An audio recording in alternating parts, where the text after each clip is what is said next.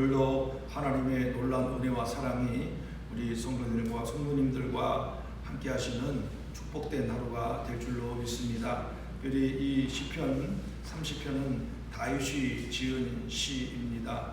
그리고 병과 또 고통과 시련 중에 하나님 앞에 간절히 기도하는 내용으로 기록되어 있고, 또 그 가운데 응답하시는 이 하나님의 놀라운 사랑을 이 다윗이 하나님 앞에 고백하고 있는 모습이 그대로 기록되어 있는 것을 우리는 볼 수 있습니다. 그래서 예배 가운데 정말 찬양과 감사와 영광을 하나님 앞에 올려드리는 그 내용으로 기록되어 있고, 짧은 12절 가운데 여호와라는 그런 하나님의 호칭이 10번이나 반복되고 있습니다. 그리고 주 또는 그 원문에 의하면 당신이라는 그런 이 단어라는 표현이 이 12절 가운데 13회나 기록되어 있습니다. 그리고 내 하나님이라는 표현이 2번이나 사용되면서 얼마나 다윗이 간절한 마음으로 하나님을 부르고 또 하나님을 찾고 부르짖고 있었는가에 대해서 우리에게 설명해 주고 있습니다. 그래서 이 시편의 내용을 또 구분해 보면 1절부터 3절까지는 정말 말 수 없는 고통과 또 그 병에 걸린 다윗이 하나님 앞에 간절히 기도하고 살려달라고, 그리고 내가 지금 죽음의 문턱까지 가는 그런 고통 가운데 있었지만 내가 하나님 앞에 살려달라고 간구했을 때 하나님이 내 기도를 들어주시고 살려주셨다라는 그런 고백을 통해서 다시금 또 하나님을 찬양하고 경배하면서, 그리고 4절과 5절 속에서 이제 그 기쁨과 감사하는 것을 온 이스라엘 백성들과 함께 이렇게 역사하신 하나님을 찬양하고 감사하고 영광을 올려드려야 한다라고 그렇게 고백하고 있고, 지금 우리에게 당하는 잠시 동안의 환난은 아침이 밝으면 기쁨이 오는 것처럼 반드시 하나님이 우리에게 기쁨과 또 감격과 은혜를 베풀어 주실 것이다, 이렇게 다윗은 고백을 하고 있습니다. 그러면서 이제 또 하나의 위기의 그 시간에 봉착된 일들을 기억하고 다윗이 6절과 7절의 문제를 통해서 어떤 문제가 발생됐냐면, 6절에 보면 내가 형통할 때 말하기를 영원히 흔들리지 아니하리라 하였도다, 이렇게 표현하고 있습니다. 그래서 오늘의 본문의 의미를 보면 영원이라는 것은 다윗이 직접 자신이 생각해서 이야기하는 내용으로서 하나님께서 은혜를 베풀어 주셨음에도 불구하고 내가 한 것처럼 순간 교만과 자신의 과시욕을 나타내는 이런 잘못을 범하게 됩니다. 그래서 하나님께서 베풀어 주셨음에도 불구하고 영원히 흔들리지 아니하니라, 그러니까 내가 했다는 착각 속에 빠져드는, 다시 말하면 교만의 죄악에 들어가게 됩니다. 그래서 6절에 7절에서 다윗은 뭐라고 고백하고 있냐면, 여호와여 주의 은혜로 나를 산같이 굳게 세우셨더니 주의 얼굴을 가리심에 내가 근심하였나이다, 이렇게 표현을 하고 있습니다.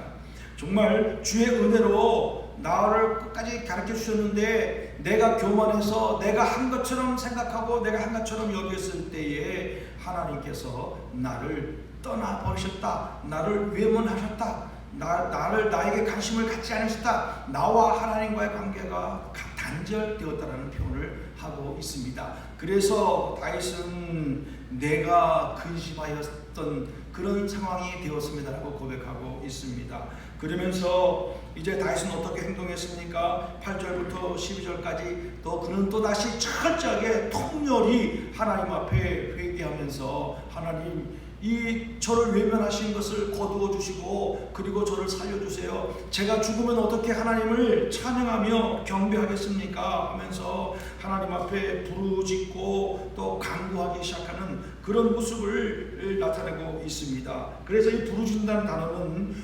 시우와우티라는 단어인데, 고통에 처해 있을 때 외치는 경우, 또 압제로 견딜 수 없는 상황에 처한 경우 등에 간절히 기도하는 단어로 이 단어가 사용되었습니다. 그러니까 다윗이 얼마나 고통스럽고 힘든 가운데 있었는가, 그 원인은 자신의 교만의 죄악으로 인해서 하나님이 외면해 버리고 하나님과의 관계가 순간 단절되었을 때 그 고통, 늘 하나님이 함께 하셨고 하나님이 도우셨던 것들을 도우심 가운데 살았던 다윗이 관계가 단절된 하나님과 관계 속에서 말할 수 없는 고통 때문에 회개하면서 하나님 저를 살려주세요, 저를 건져주세요, 다시금 하나님 저를 회복하여 주세요라고 간절히 기도하는 그런 다윗의 모습을 우리에게 또 보여주고 있습니다.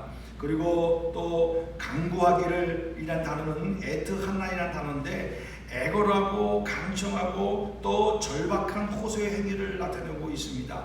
큰 소리로 간절한 마음으로 절박한 심정으로 애처로움을 가지고 하나님 저를 용서해 주세요, 하나님 저를 도와주세요, 회복시켜 주십시오라고, 그리고 하나님 앞에 철저히 회개하는 이 다윗의 모습을 보여주고 있습니다. 그러면서 또다시 10절에서 뭐라고 말하고 있습니까? 하나님이여 여호와여 들으시고 내게 은혜를 베풀어 주세요. 하나님의 은혜가 아니면 나는 존재할 수 없는 사람입니다 하면서 하나님 앞에 간절히 기도하는 이 다윗의 모습을 우리에게 보여주고 있습니다. 그럴 때 하나님께서 이제 상황이 변화돼서 11절과 12절에 보면 하나님께서 다윗을 용서해 주시고 다시 관계를 회복시켜 주시고 은혜를 베풀어 주셨습니다. 그래서 다윗이 11절에 어떻게 표현하고 있습니까? 주께서 나의 슬픔이 변하여 내게 춤이 되게 하여 주셨습니다. 슬픔이 변해서 춤을 추게 되었다는 겁니다. 그리고 죽은 사람을 창갓집에서 입었던 베옷처럼 고통스럽고 힘든 그런 나의 모습이었지만 이제 베옷을 벗겨주시고 기쁨으로 이제 나들이 하는 옷을 입고 소풍을 가기 위해서 아주 즐거운 좋은 옷을 입고 나갔던 것처럼 이렇게 모든 상황을 하나님께서 변화시켜 주시고 회복시켜 주셨습니다 라는 그런 고백을 하는 모습을 우리에게 보여주고 있습니다. 완전히 하나님과의 관계가 회복되어지고 하나님의 그 슬픔과 고통에서 벗어난 다윗이 이제 마지막 절에 뭐라고 표현하고 있습니까?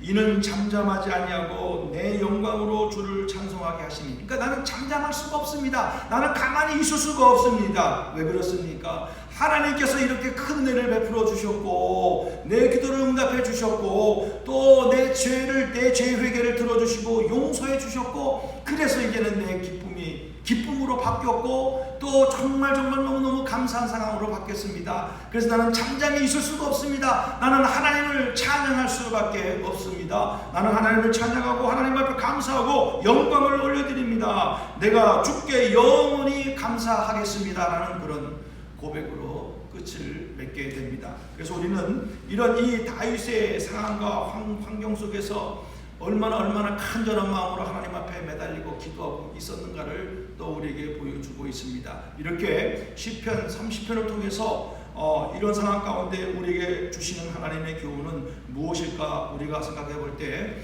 먼저 하나님이 다윗이 믿는 하나님이 어떤 분인가, 또한 다윗이 확신을 가지고 있었던 하나님이 어떤 분인가를 이 시편 30편을 통해서 우리는 발견하고 깨닫고, 그리고 그 하나님을 우리도 온전히 믿고 따라가고 의지해야 한다는 것들을 우리는 깨닫게 되는 겁니다. 하나님은 이 시편 30편을 통해서 하나님의 놀라운 사랑과 자비와 은혜를 우리로 하여금 깨닫게 해주시는 그런 은혜를 베풀어 주셨음을 우리는 깨닫게 됩니다. 하나님은 다윗을 건져 주셨습니다. 원수들로부터 지켜 주셨습니다. 또 다윗의 기도를 들어주시고 또 그 심각한 질병을 치료해 주셨습니다. 그리고 죽음의 문턱까지 내려갔던 그 다윗을 살려주시고 건져주시고 끌어내어주시는 놀라운 은혜를 베풀어 주셨습니다. 그리고 우리 하나님, 다윗이 믿는 하나님은 찬양과 감사와 영광을 받으시기에 너무나 당연하신 분이라는 것을 우리는 깨닫게 됩니다. 믿음으로 잘 살다가 교만해졌던 다윗이 또 욕심을 내거나 불순종하게 되면 하나님은 외면하시고 우리의 잘못을 깨닫게 하신다는 하나님의 그 놀라운 사랑을 또 우리는 발견하게 됩니다. 믿음으로 잘 살다가 순간에 우리가 교만해지거나 욕심을 갖거나 또 내 생각으로 나가게 된다면 하나님은 그 모든 것을 아시기 때문에 우리로 하여금 그 잘못되었다는 것들을 깨닫게 해주시고 회개하도록 우리를 이끌어 주신다는 사실을 우리는 깨닫고, 이것 또한 놀라운 하나님의 은혜라는 사실을 우리는 발견하게 되는 것입니다. 그리고 또한 죄를 깨닫고 그 죄를 인정하고 하나님 앞에 나아가 울며 회개하는 자의 회개를 하나님은 반드시 들어주시고 용서해 주시는 하나님의 모습을 우리에게 베풀어 주십니다. 더불어 은혜를 베풀어 주시고 회복의 은혜를 우리에게 주시는 이 놀라운 하나님의 모습을 오늘 짧은 30편을 통해서 보게 되었습니다. 다윗이 믿는 이와 같은 자비와 은총과 사랑과 공의로우신 하나님이 지금도 우리는 이 하나님을 믿고 있음을 분명히 고백하고 또 이 하나님을 의지하고 믿고 나아가는 우리의 삶이 되어야 될 줄로 믿습니다. 매일매일 감사와 찬양과 영광을 올려드리는 이런 우리들의 삶이 되어야 될 줄로 믿습니다. 왜 그렇습니까? 하나님은 살아계시고 지금도 우리와 함께 하시고 다윗과 함께 하셨던 하나님이 우리와 함께 하고 계시기 때문에 그렇다는 것을 분명히 우리는 깨닫고 믿음으로 나아가야 될 줄로 믿습니다. 그러면 두 번째로 하나님이 어떤 분인가를 우리는 알게 되었다면 우리는 어떻게 하나님을 믿고 의지하는 믿음의 삶을 살아야 되는가 하는 것입니다. 하나님을 알아가기 위해서 우리는 말씀을 보고 또 배우고 그리고 이 말씀을 깨닫게 해달라고 하나님 앞에 간구하는 삶이 되어야 될 줄로 믿습니다. 다윗이 하나님의 말씀을 하나도 몰랐을까요? 다윗이 하나님의 말씀을 배우지 아니했을까요?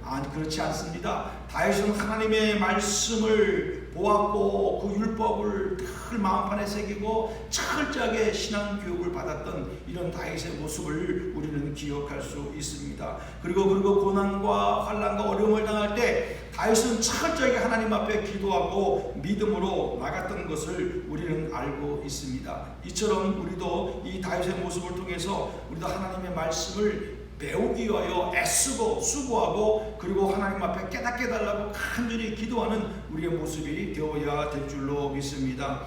그리고 전적으로 하나님을 의지하고 믿고 하나님만 바라보는 신앙이 되어야 될 줄로 믿습니다. 우리의 삶의 주인은 하나님이십니다. 우리의 삶의 주인은 내가 아니고 돈이 아니고 명예가 아니고 오직 유일하신 하나님이 우리의 주인 되심을 우리는 분명히 믿습니다. 그리고 하나님만이 우리를 고치실 수 있다는 사실을 우리는 분명히 깨달아야 될 줄로 믿습니다. 우리가 욕심이 생겨지고 교만해지고 내 중심적으로 살아갈지라도 하나님 앞에 고쳐달라고 바꿔달라고 변화시켜달라고 기도하고 믿음으로 나가면 하나님께서 반드시 우리를 고쳐주시고 바꿔주실 줄로 믿는 것입니다. 그리고 하나님만 바라보는 신앙이 되어야 된다는 거죠. 우리가 바라보는 것은 하나님입니다. 하나님께서 우리 예수 그리스도를 통해서 구원의 은총을 베풀어 주셨습니다. 이 좋으신 하나님만을 바라보고 믿고 나가는 삶이 되어야 한다는 겁니다. 다윗도 온전히 하나님만을 믿고 의지하고 바라보는 신앙으로 살았기 때문에 오늘 이 시편의 30편의 고백을 할 수가 있었다는 것을 우리는 깨닫게 되는 겁니다. 사람을 바라보지 말고 자신을 바라보지 말고 우리는 온전히 하나님만 바라보고 살아가는 그런 신앙이 되어야 될 줄로 믿습니다. 그리고 우리는 절대로 교만과 욕심이 있어서는 안 된다는 것들을 오늘 본문 말씀을 통해서 깨닫게 됩니다. 다윗은 순간으로 이것이 다 내가 했구나 하는 그런 착각 속에 인구 조사를 했습니다. 그래서 그 죄로 말미암아 수만 명이 죽을 백성들이 목숨을 잃게 되는 그런 죄악의 결과를 낳게 되었습니다. 그리고 그 욕심과 욕정 때문에 우리아의 아내를 밧세바를 강간하고 또 우리아를 죽여버리는 살인죄를 지었던 이런 이 모든 것들이 교만과 욕심으로부터 출발되었다는 사실을 우리에게 교훈해주고 있기 때문에 우리는 절대로 교만과 욕심을 내어서는 안 된다는 것들을 다시 한번 깨닫게 됩니다. 교만하면 욕심을 부리면 하나님은 우리를 외면하신다는 사실을 그것이 바로 하나님 앞에 큰 죄악이 된다는 것들을 우리는 분명히 기억해야 됩니다. 이 모세가 이스라엘 백성들을 이끌고 갈 때 많은 이스라엘 백성들이 무엇 때문에 죄악에 빠졌습니까? 교만과 욕심과 비교의식과 이렇게 하나님 앞에 큰 죄악을 저질렀기 때문에 그들은 하나님으로부터 심판을 받을 수밖에 없었다는 것들을 우리는 기억해야 될 줄로 믿습니다. 다윗도 이것을 그렇지만 다윗과 우리의 다른 점은 다윗은 이것이 하나님 앞에 큰 죄악이 되었다는 것을 바로 깨닫고 철저하게 회개하고 용서와 자비를 구하는 이 모습을 우리에게 보여주고 있는 것입니다. 그리고 우리는 마지막으로 울부짖고 부르짖고 간구하는, 다시 말하면 간절히 기도하는 그런 자리에 들어가는 우리들이 되어야 될 줄로 믿습니다. 다윗이 취했던 것은 좋은 아주 명철한 그 랍비를 찾아가는 것도 아니었습니다. 그리고 친구에게 조언을 구하는 것도 아니었습니다. 그대로 하나님 앞에 나아가서 무릎을 꿇고 두 손을 높이 들고 큰 소리로 통렬히 애처로운 마음을 가지고 하나님이 아니면 절대로 될 수가 없습니다라는 그런 간절한 신념과 믿음을 가지고 하나님 앞에 간절히 기도했던 이 다윗의 모습을 우리는 분명히 배워야 될 줄로 믿습니다. 하나님은 땀방울이 핏방울이 될 정도로 겟세마네 동산에서 기도하였습니다. 많은 예수님의 제자들이 예수님이 승천한 다음에 마가의 다락방에 모여 그 성령이 임할 때까지 간절히 그들은 기도했습니다. 바울과 실라는 옥에 갇혀서 하나님을 찬양하고 기도했습니다. 이처럼 이 기도 외에는 능력이 나갈 수 없다라고 또한 예수님이 그 제자들과 주위에 있는 무리들에게 말씀해 주셨습니다. 기도가 얼마나 중요합니까? 그렇지만 우리는 기도의 중요성을 알면서 기도하지 않는 죄를 범하고 있습니다. 기도해야지 하면서 그것으로 끝내버릴 때가 얼마나 많이 있습니까? 우리는 날마다 하나님 앞에 간절한 마음으로 울부짖고 부르짖고 간구하는 그런 마음을 가지고 하나님 앞에 나가 매일매일 기도하는 삶이 되어질 때 하나님께서 우리를 통하여 놀라운 역사를 일으키실 줄로 믿습니다. 오늘 다윗에게 베풀어 줬던 이런 놀라운 긍휼과 은혜를 우리에게 베풀어 주실 줄로 믿습니다. 오늘 우리는 시편 이 30편을 통하여 하나님이 어떤 분인가, 또 다윗의 이 고백과 삶의 여정을 통해서 얼마나 간절한 마음으로 하나님 앞에 부르짖고 매달렸고, 그런 가운데 하나님은 들으시고 또 끌어내 주시고 용서해 주시고 큰 은혜를 베풀어 줬던 하나님을 우리는 분명히 알게 되었고 깨닫게 되었습니다. 이 좋으신 하나님을 오늘도 온전히 믿고 의지하고, 그리고 간절한 마음으로 기도의 자리에 들어가 부르짖음으로 말미암아 올 한 해를 마무리하며 새해를 준비하는 그런 참으로 축복된 하루가 되시기를 간절히 바라겠습니다. 기도하겠습니다. 하나님 아버지 감사합니다. 오늘도 이 시편 30편의 말씀을 통하여서 하나님의 놀라운 은혜와 사랑을 알게 해주시고, 그리고 이 다윗의 간절한 심정과 하나님 앞에 하나님만 바라보고 의지하고 믿고 나가며 간구했던, 부르짖었던 다윗의 모습을 보고 깨닫게 해주셔서 감사합니다. 살아계신 하나님, 지금도 우리와 함께 하시고 우리를 이끄시고 우리의 기도를 들으시는 하나님 앞에 모든 것을 맡기고 의탁하고 믿고 부르짖고 간구하는 저희들의 삶이 되게 하여 주시옵소서. 하나님, 오늘도 온전히 하나님의 은혜 가운데 거하는 축복된 하루가 될 줄로 믿습니다. 하나님 인도하여 주옵소서. 감사와 영광과 찬송을 올려드리며 예수님의 이름으로 기도하옵나이다. 아멘. 하늘에 계신 우리 아버지여,